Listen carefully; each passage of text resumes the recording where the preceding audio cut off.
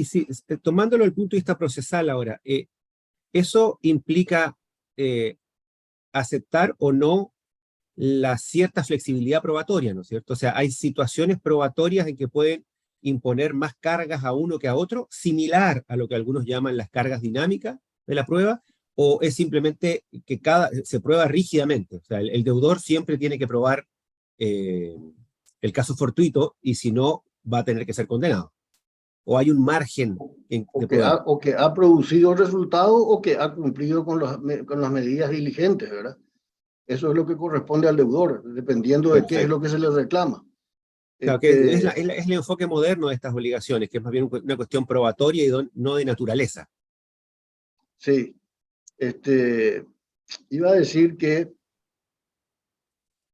en materia de la prueba, la situación excepcional que plantea la obligación de medios finalmente no es absoluta, que otra vez tiene que volver al principio general sustentado en el código de que es el deudor el que debe justificar el pago. Y entonces, evidentemente depende un poco de cómo se ha planteado la cuestión. Claro. Porque si alguien alega,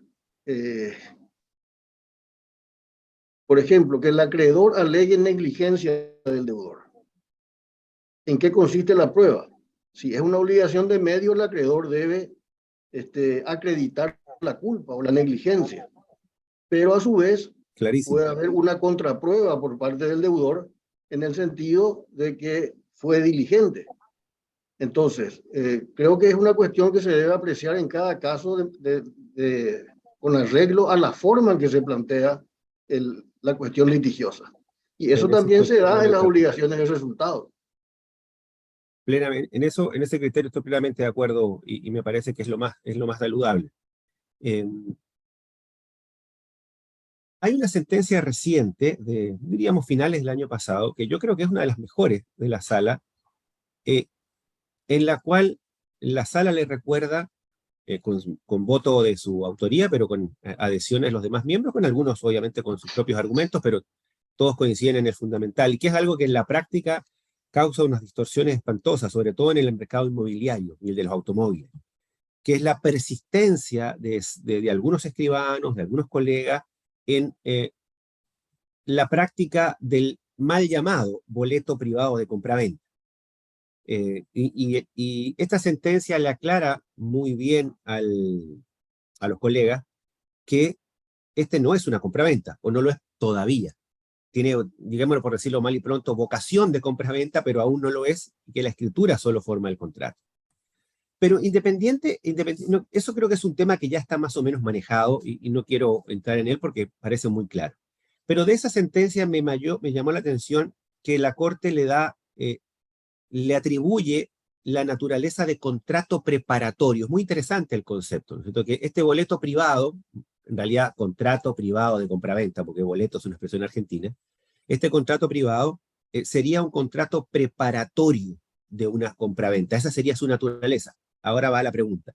¿Sería entonces una especie de precontrato, similar a una promesa, a una opción? Más o menos esa es la concepción que le está dando la Corte.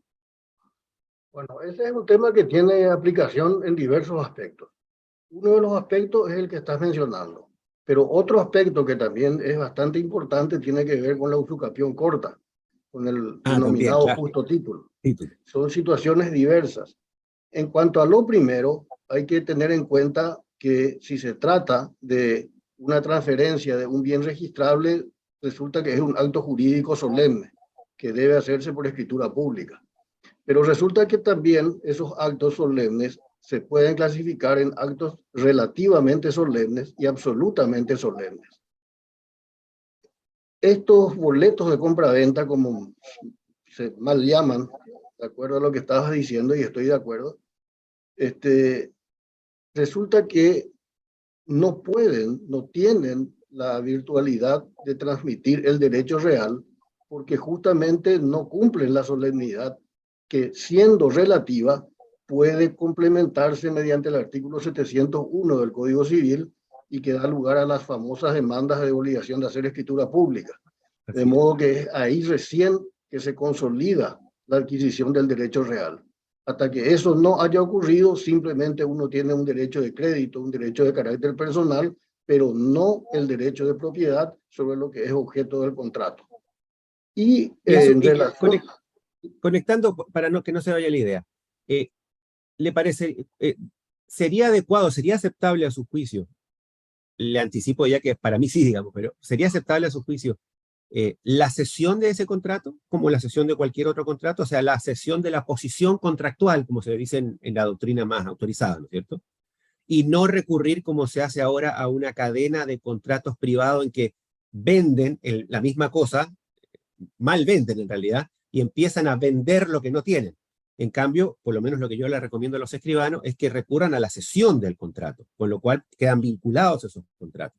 ¿Le parece una salida posible recurrir a la figura de la cesión? No solo posible, sino que se puede ceder ilimitadamente. Perfecto, estamos de acuerdo.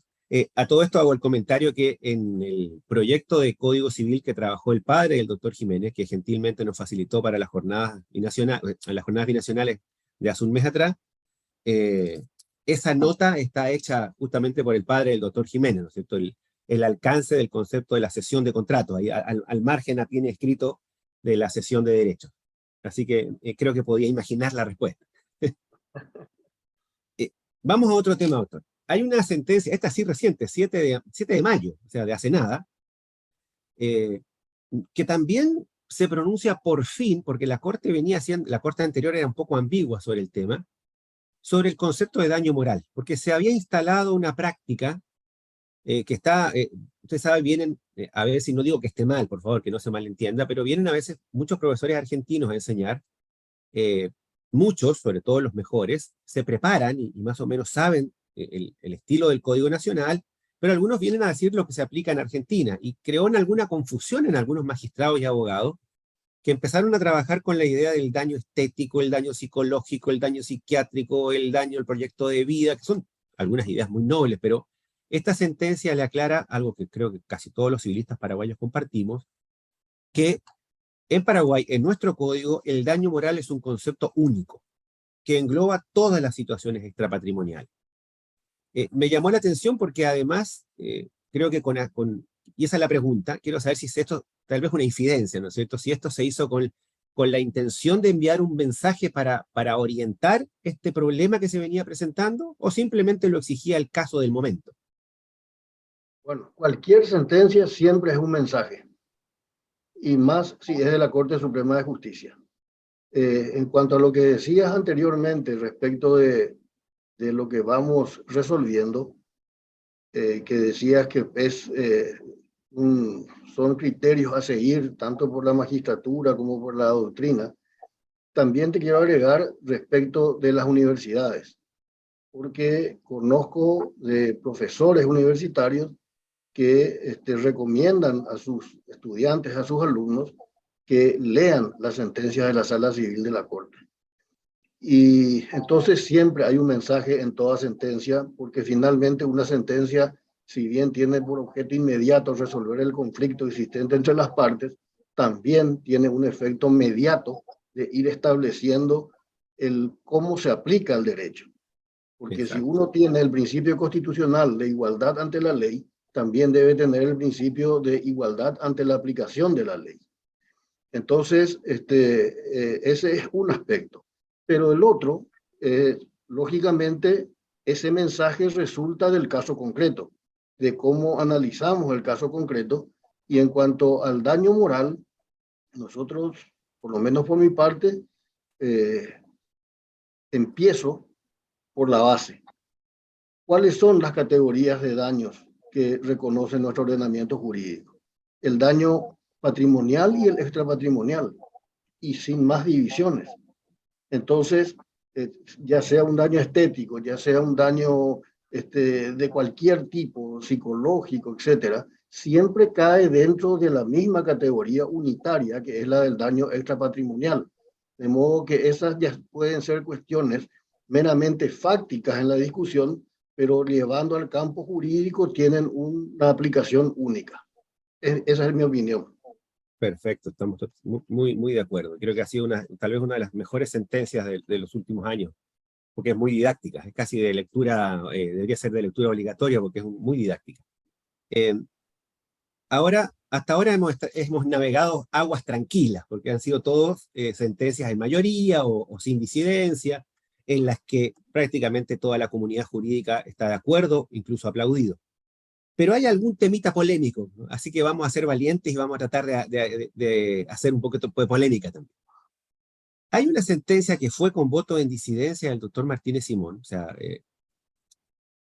que me llamó la atención, porque realmente creo, con todo respeto, doctor, que en este caso al menos el doctor Martínez Simón, su decidencia es correcta, digamos, que se refiere a la exigencia que le hizo la Corte en un par de casos de que para ejercer acciones reales los herederos necesitarían contar con la declaratoria de herederos. Es decir, que sin la declaratoria de herederos no les está abierta la vía para el ejercicio de esa acción real.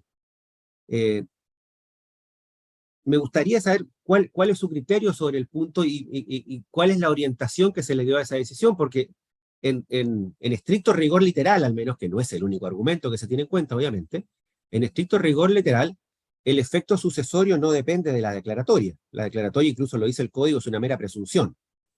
¿Qué nos podría comentar sobre ese punto, sin entrar a detalles de los casos, insisto, porque obviamente no se puede, pero en general, teóricamente, ¿cuál es su idea sobre el rol de la declaratoria de herederos?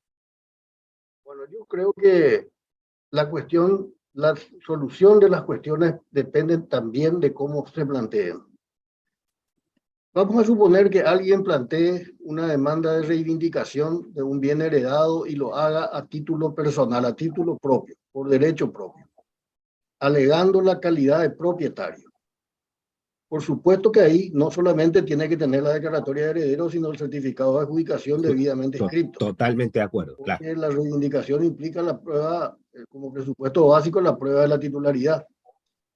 Pero pasando a otra situación, si se trata, por ejemplo, de una sucesión indivisa en la que hay una pluralidad de herederos, yo entiendo que justamente con base en la disposición según la cual la propiedad y la posesión se adquiere al mismo momento de la muerte del causante, y salvo que se renuncie a la herencia, pero desde luego eso no se presume, entonces para las medidas conservatorias y para todo lo que tenga que ver con la defensa de la masa sucesoria, yo creo que basta con demostrar ese vínculo de ser una persona con vocación hereditaria respecto del causante.